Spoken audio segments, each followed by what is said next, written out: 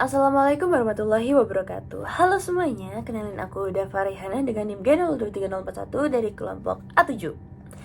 Jadi pada video kali ini aku akan memaparkan hasil dari praktikum anatomi blok 1.2. Jadi pada video kali ini aku bakal jelasin tentang artikulasio genu, flexus brachialis, dan regio apa tadi? Regio dorsum extremitas superior gitu guys. Jadi yang pertama adalah di sini aku akan membahas tentang artikulasio genu, yaitu tentang cedera ACL yang berkaitan dengan artikulasio genu. Di sini aku akan bahas tentang osa, ligamen, otot, tendon otot, bursa khas dari artikulasio genu, dan arteri dan venanya. Yang pertama yaitu osa. Osa yang berkaitan mengenai cedera ACL yaitu ada os femur, os fibula, dan os tibia.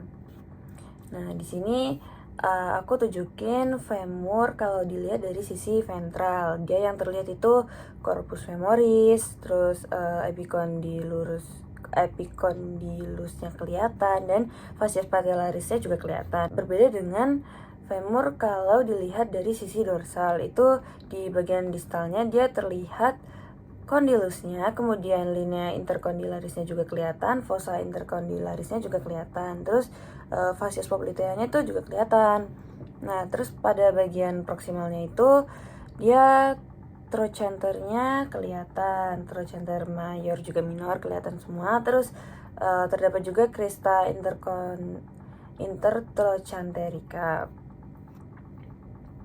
Keduanya itu kaputnya kelihatan ya, karena dia bentuknya membulat di pojok gitu.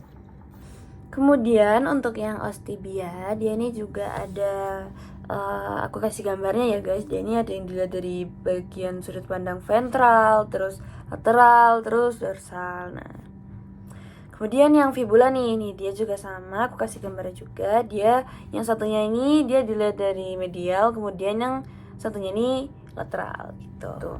Kemudian lanjut ke ligamennya. Jadi ligamen yang memperkuat artikulasio genu itu adalah ligamen cruciatum anterius, kemudian ada ligamen cruciatum posterius.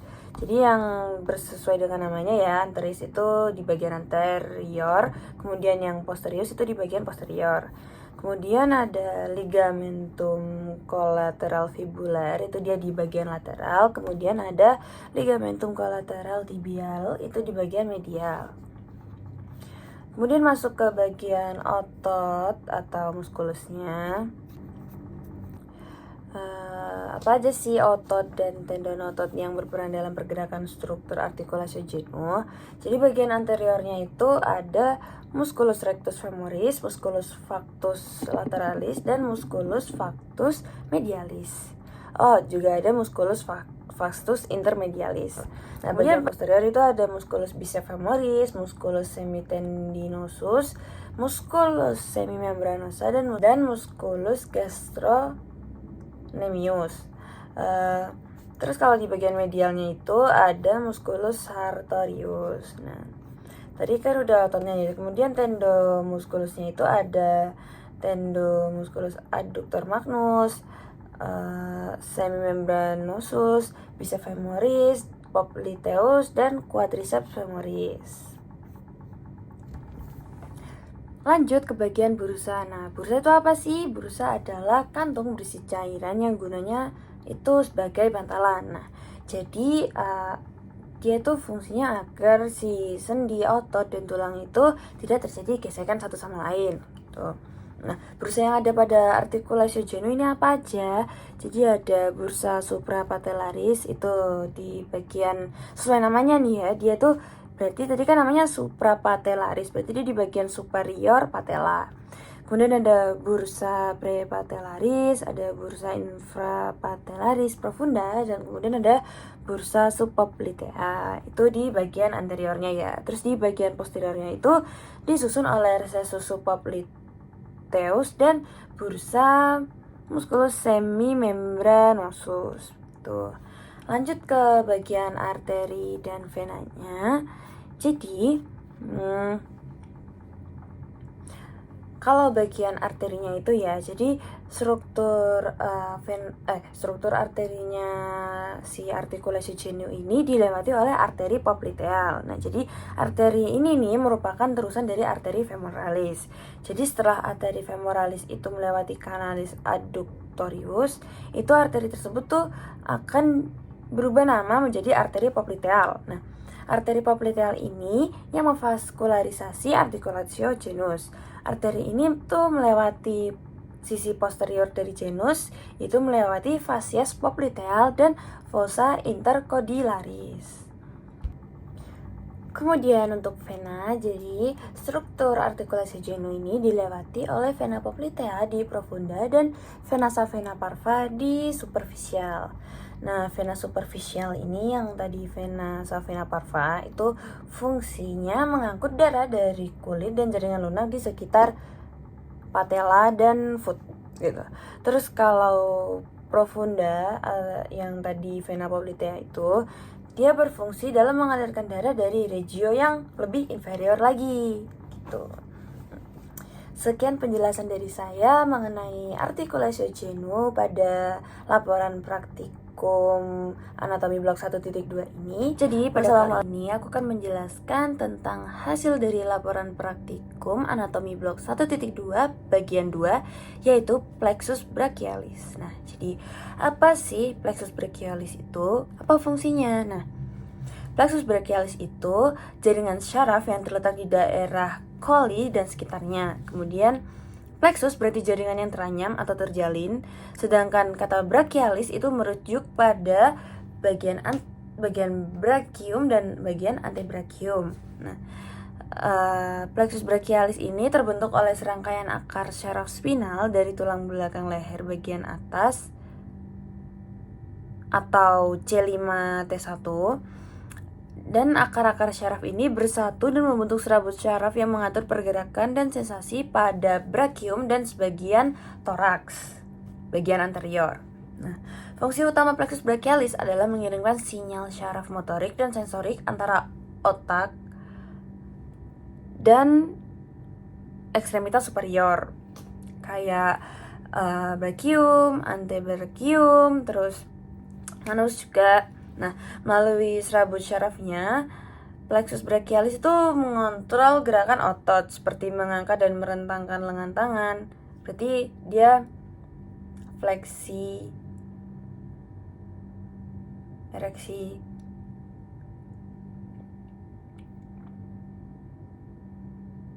serta mengatur sensasi perabaan dan rasa di daerah yang dilayani oleh plexus brachialis. Nah, bagaimana perjalanan dan pembagian plexus brachialis hingga menjadi nervus di perifer? Nah, jadi aku jelasin dari yang awal banget dulu nih. Nah, jadi awalnya itu ada 2 chordae spinalis yang ada di vertebra itu kan. Nah, plexus brachialis itu ntar keluarnya dari segmen C5, C8 sama T1 dari chordae spinalis. Tiap segmennya itu ntar mengeluarkan 2 ramus. Nah, dorsal untuk yang sensorik sama ventral buat yang motorik. Terus 2 ramus itu tuh menyatu jadi truncus saraf spinal. Nah, truncusnya ini tuh nanti bakal bercabang menjadi 2 lagi. Jadi namanya ramus dorsal sama ramus ventral. Nama lainnya itu ramus posterior sama ramus anterior gitu. Nah, lalu yang nyusun plexus brachialis itu dari yang mana? Yang nyusun itu yang ramus anterior. Nah, kemudian ramus itu brachial plexus tersusun atas ramus-ramus anterior C5, C8, dan T1 yang merupakan ramus plexus brachialis. Atau jadi kayak ramus itu roots. Ramus plexus brachialis itu the roots of brachial plexus.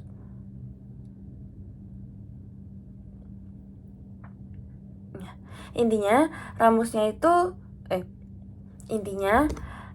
brachial plexus itu maksudnya ya ramus anterior, bukan ramus yang keluar dari chordae spinalis. Nah, jadi dari ramus C5 ada cabang yang merupakan nervus dorsal scapular.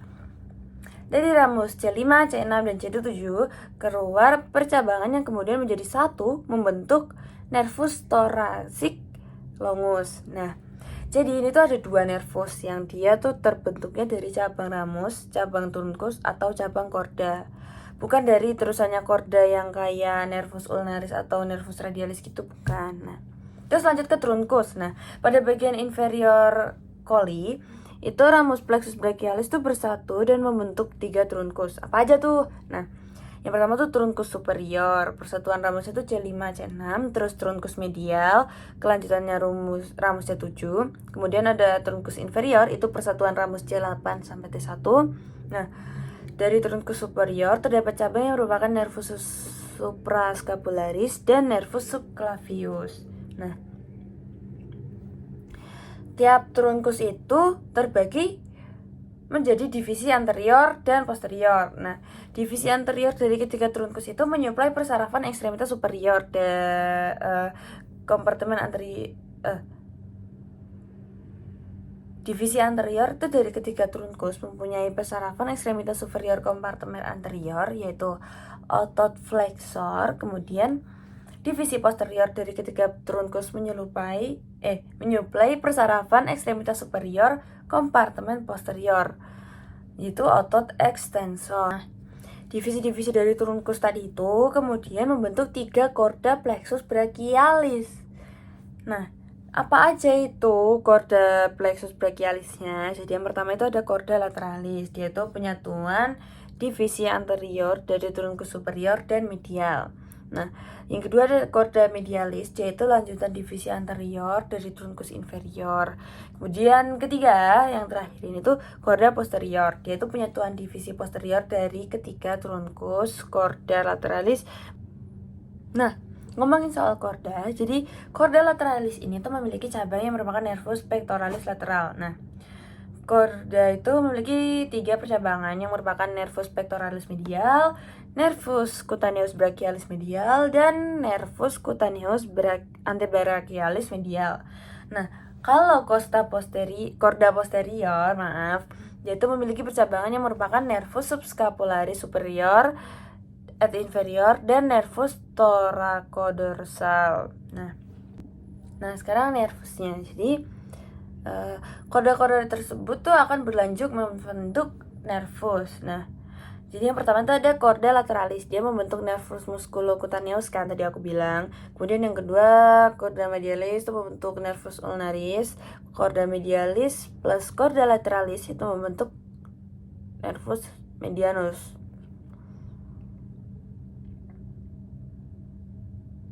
Kemudian ada chorda posterior, dia itu membentuk nervus axillaris dan nervus radialis. Nah, ya.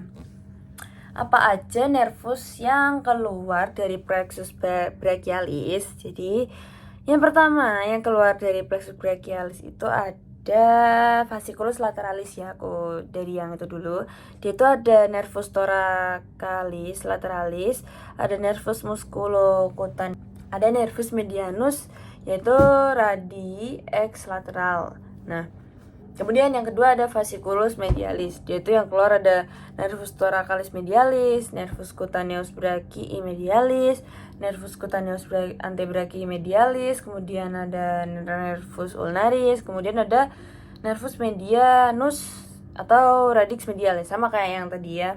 Kemudian yang terakhir ada fasciculus posterior. Nah, yaitu nervus yang keluar tuh apa aja? Nah, yaitu ada nervus subscapularis superior, nervus subscapularis inferior, nervus radialis, nervus axillaris, dan nervus thoracodorsali. Nah,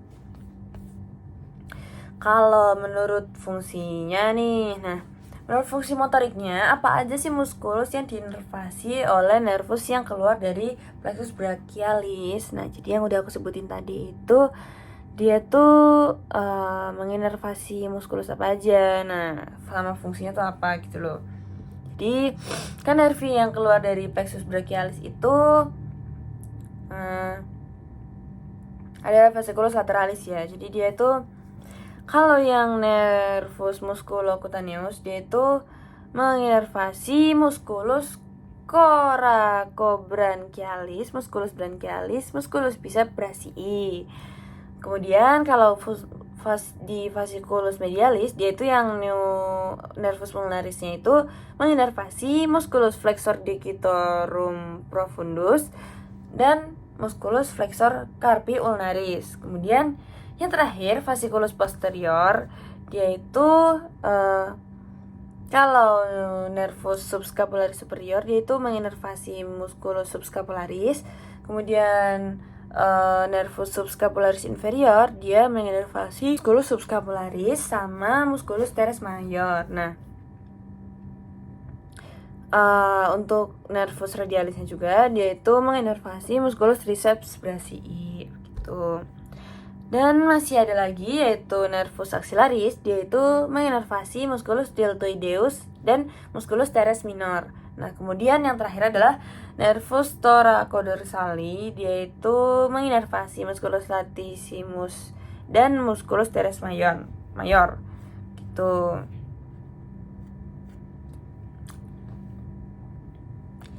Sekian dari saya penjelasan mengenai hasil laporan praktikum bagian 2. Kali ini aku akan menjelaskan hasil laporan praktikum anatomi blok 1.2 bagian 3, yaitu regiodorsum extremitas superior. Jadi di sini aku bakal jelasin tentang apa sih musculus penyusun regiodorsum extremitas superior, dan aku punya cara biar mudah ngafalinnya. Jadi ini kayak nama-nama gitu, yaitu Roma, Romi, Lesi, Leska, dan Trape. Kepanjangannya apa tuh? Jadi yang pertama tuh musculus rhomboideus mayor, terus musculus rhomboideus minor, kemudian latissimus dorsi, kemudian levator scapula, kemudian trapezius gitu. Nah, aku akan jelasin dari yang pertama, yaitu musculus rhomboideus mayor. Jadi dia itu origonya ada pada proximal spinosus, kemudian proximal spinosus VTH 2-5. Kemudian dia ada insersionya itu di margo medialis scapula. Kemudian dia tuh menginervasi nervus dorsalis scapula. Kemudian yang kedua musculus rhomboideus minor, dia itu origonya proximal spinosus vertebra C7-T1. Kemudian ada ligamen nuchae juga. Kemudian insersionya itu margo medialis scapula, sama kayak yang mayor tadi.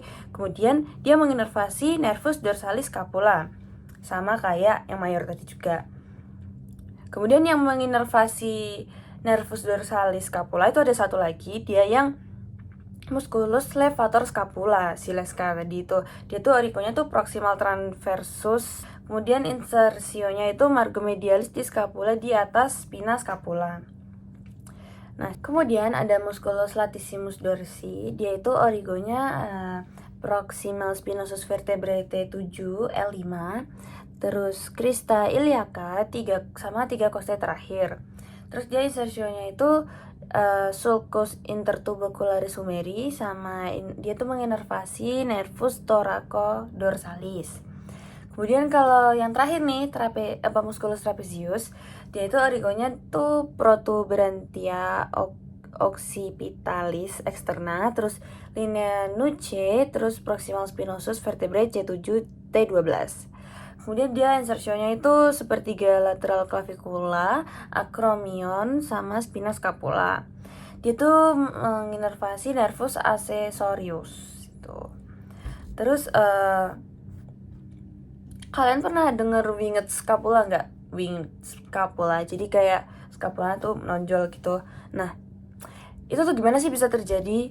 Jadi aku jelasin dulu ya winged scapula itu gimana. Nah, istilah winged scapula itu mengacu pada os scapula yang menonjol keluar seperti sayap, kayak yang aku bilang tadi gitu kan. Nah, winged scapula nih kondisi langka yang dapat menyebabkan terbatasnya aktivitas fungsional pada ekstremitas atas, karena dia di sini nih.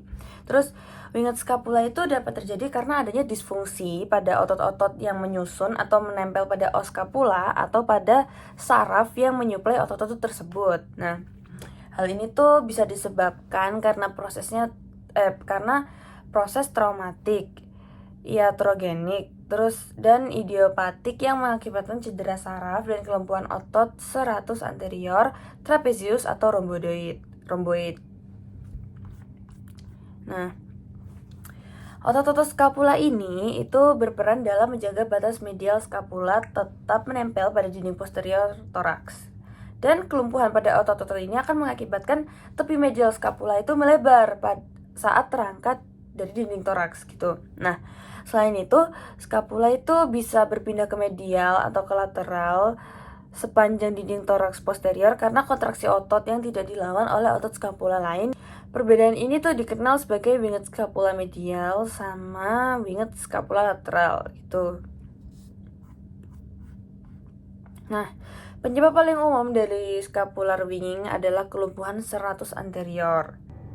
Cukup sekian video hasil laporan praktikum saya anatomi blok 1.2.